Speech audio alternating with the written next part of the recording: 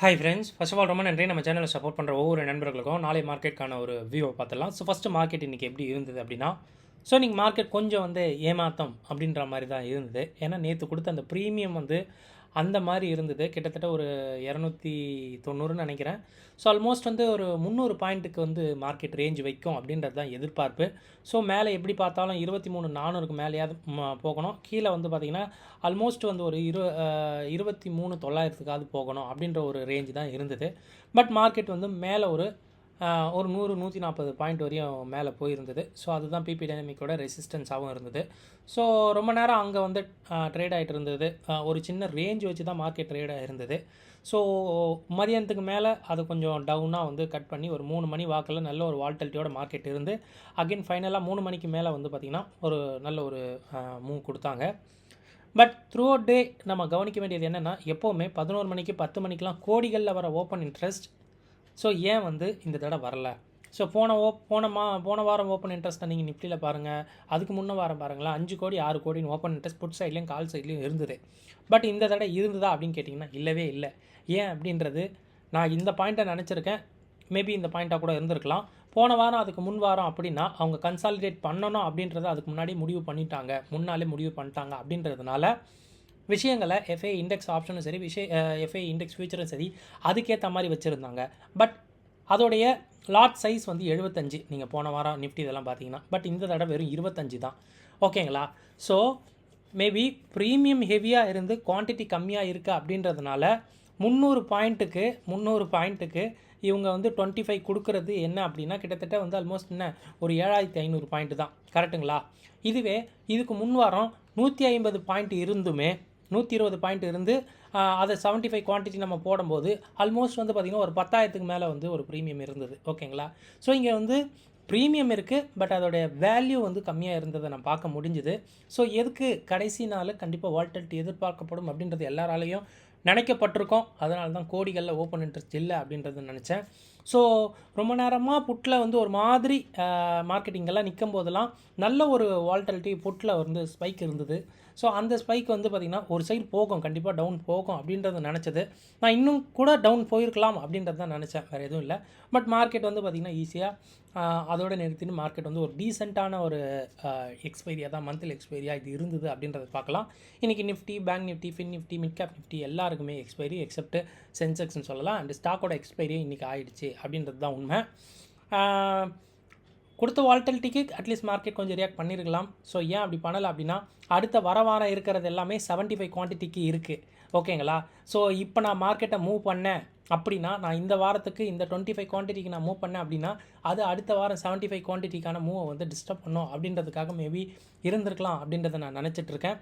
So இதுதான் maybe ரீசனாக இருந்திருக்கும். நம்மளையும் இன்றைக்கி பெரிய அளவு ட்ரேட் எடுக்க முடியாமல் இந்த ஒரு விஷயம் நம்மளை பார்த்துருக்கோம் அப்படின்றத நம்புகிறேன். யாரெல்லாம் ஓப்பன் இன்ட்ரெஸ்ட்டை பேஸ் பண்ணி எடுக்கிறாங்களோ அவங்களுக்கு. ஓப்பனிங்கில் 217 இருந்த ஸ்டாடல் ப்ரீமியம் நல்லா கிராஜுவலாக பார்த்திங்கன்னா ஒரு 10:45 அது நல்ல ஒரு 50 பாயிண்ட் இறங்கிடுச்சு. ஸோ ஒரு 11:45க்கு அதிலிருந்து ஒரு 50 பாயிண்ட் ஏறி அகைன் எண்ட் ஆஃப் டே பார்த்திங்கன்னா ஒரு டீசெண்டான ஒரு நல்ல ஒரு டிகே 215 220 பாயிண்ட் காலையில் நம்ம ஸ்டாடல் போட்டிருந்தாலும் நல்லா தான் கிடச்சிருக்கோம். பட் என்ன ஒரு 3 நாள் ஸ்ட்ரைக் மாறி இருக்க வேண்டியது இருக்கும்.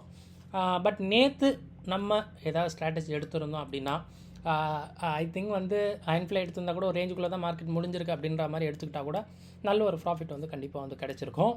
ஸோ நல்ல ஒரு டிகேவும் மார்க்கெட்டில் இருந்தது அப்படின்றது தான் இன்றைக்கி நம்ம சொல்லணும். ஏன் அப்படின்னா இன்றைக்கி ஒரு 6.7% நியர்லி இந்தியா விக்ஸு கிராஷ் ஆகிடுச்சு.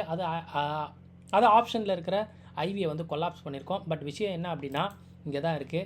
அடுத்த வாரம் கான்ட்ராக்டில் ஐவி கிராஷ் இருந்திருக்கா அப்படின்னு கேட்டிங்கன்னா கிடையவே கிடையாது. அதே ஐவிபி 98 மெயின்டைன் ஆகுது. அது என்னென்னா ஆப்வியஸாக 1ஆம் தேதி ஈவெண்ட் இருக்குது அப்படின்றதுனால அங்கே ஐவியை பெருசாக இறக்கணும் அப்படின்றது விஷயம் கிடையாது. ஸோ 77,000 சென்செக்ஸ் அட் த மணி வச்சுருக்கு.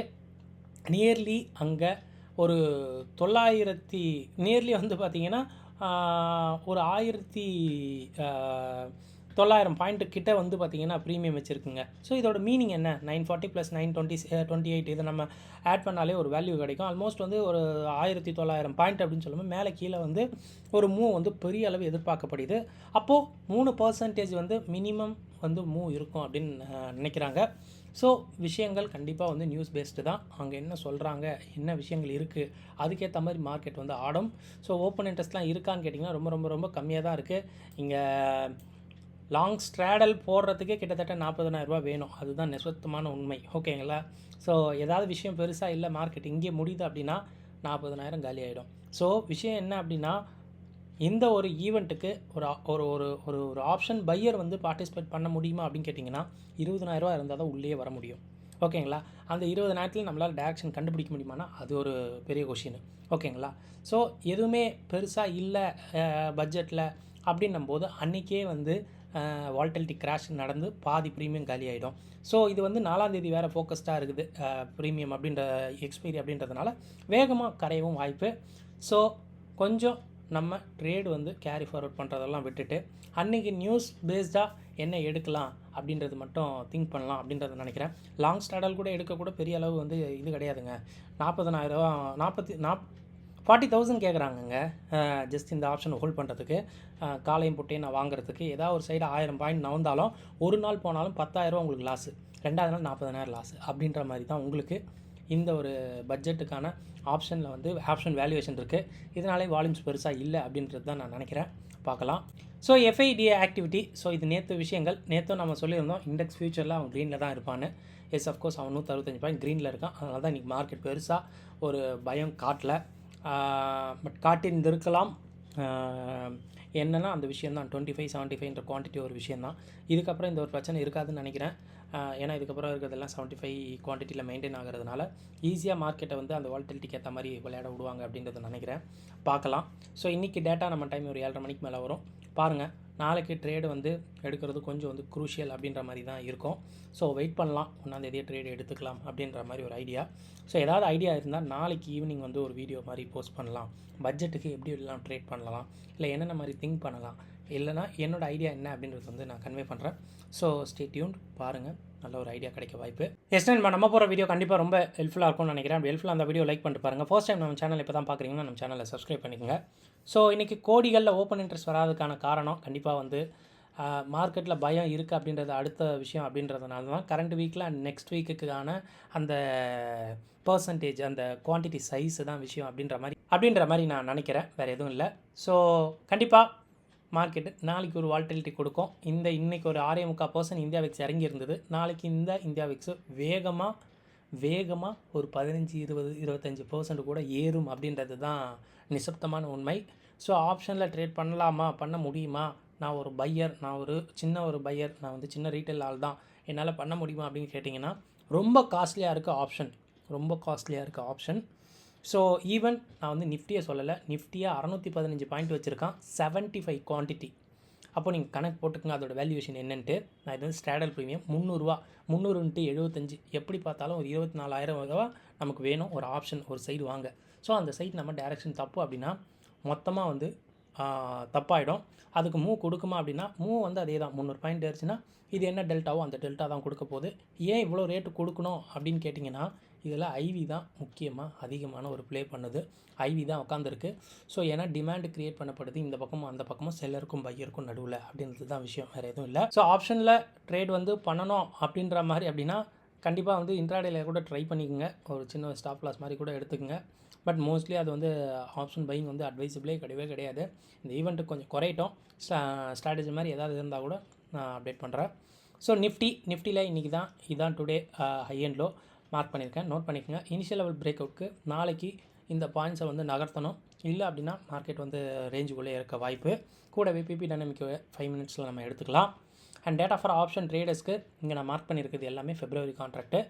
எல்லாமே நிஃப்டி வந்து பார்த்திங்கன்னா 34 லட்சம் கான்ட்ராக்ட் ஏறி இருக்குது, மார்க்கெட்டு ஏறி இருக்குது, லாங் இருக்கும். இது லாங் இருக்கும் அப்படின்றத தவிர்த்து கண்டிப்பாக ரோல் ஓவர் அப்படின்ற மாதிரி நம்ம எடுத்துக்கலாம். 1.73 crore அப்படின்றது அப்படியே பழைய கான்ட்ராக்ட்லேருந்து இங்கே வந்தவங்க முக்கால்வாசி பேர் இருப்பாங்க. பேங்க் நிஃப்டியும் அதே தான், 5.5 லட்சம் கான்ட்ராக்ட் வந்து இன்றைக்கி புதுசாக வந்திருக்கு. ரோல் ஓவர் தான். பேங்க் நிஃப்டி ஏறி இருக்குது, மார்க்கெட் ஏறி இருக்குது, கண்டிப்பாக லாங்காக இருக்க வாய்ப்பு. மிட் கேப் நிஃப்டியும் same, but mid cap Nifty ஒரு வால்டேலாக தான் இருந்தது. ரோல் ஓவர் மட்டும் எடுத்துக்கலாம். இது பெருசாக வந்து லாங்காக எடுத்துக்க தேவையில்லை. பிகாஸ் மிட் கேப் வந்து நல்ல ஒரு செல்லிங் ப்ரெஷரில் இருக்குது அப்படின்றது எல்லாருக்குமே தெரியும். அண்ட் ஃபியூச்சர் வெர்சஸ் ஸ்பாட்டில் இது நேற்றை விட இன்றைக்கி வந்து பார்த்திங்கன்னா வேல்யூஸு, ஸோ ஸ்பாட் வெர்சஸ் ஃபியூச்சர்ஸ்க்கான வேல்யூஸு நேற்றை விட நிஃப்டி கொஞ்சம் நல்லா இருக்குது, லாங்காக எடுத்துக்கலாம். பேங்க் நிஃப்டியும் நல்லாவே இருக்குது, இதே லாங்காக எடுத்துக்கலாம். மிட் கேப் நிஃப்டி ஷேடாக இருக்குது, அதனால் சொன்னேன் மேபி மிட் கேப்பில் ஒரு செல்லிங் வந்து இருக்கலாம் அப்படின்றது. பிசிஆர் இங்கே நான் நோட் பண்ணியிருக்கேன். ஸோ நிஃப்டிக்கு கொஞ்சம் ஷேடாக இருக்குது, பேங்க் நிஃப்டிக்கு சூப்பராக இருக்குது, அண்ட் மிட் கேப் நிஃப்டிக்கு சூப்பராக இருக்குது. கண்டிப்பாக மார்க்கெட்டில் புட் செல்லர் இருக்காங்க, அந்த புட் செல்லர் கரெக்டாக வந்து சூப்பராக வந்து ஹெட்ஜ் பண்ணி வச்சுருப்பாங்க. ஏன்னா இது வந்து பார்த்திங்கன்னா வாரம் இருக்கிற விஷயம் அப்படின்றதுனால கண்டிப்பாக அதுக்கேற்ற மாதிரி ரொம்ப தூரமாக குவான்டிட்டி கம்மியாக இருக்கும், ரொம்ப தூரமாக நல்ல ஒரு ஹெட்ஜிங் பண்ணி வச்சுருப்பாங்க. சின்ஸ் வந்து புட் செல்லர் மார்க்கெட்டில் இருக்காங்க அப்படின்றது மட்டும் தெரிஞ்சுக்கோங்க. யூஎஸ் ஃபியூச்சர் ஃப்ளாட்டாக இருந்துகிட்ருக்கு, யூஎஸ் விக்ஸும் ஃப்ளாட்டாக இருந்துகிட்டு இருக்குது. ஃபெட் ரேட் வந்து இன்றைக்கி இருக்குது, நம்ம டைம் ஒரு 12-1 மணிக்கு இருக்குது. ஸோ கொஞ்சம் உஷாராக இருங்க.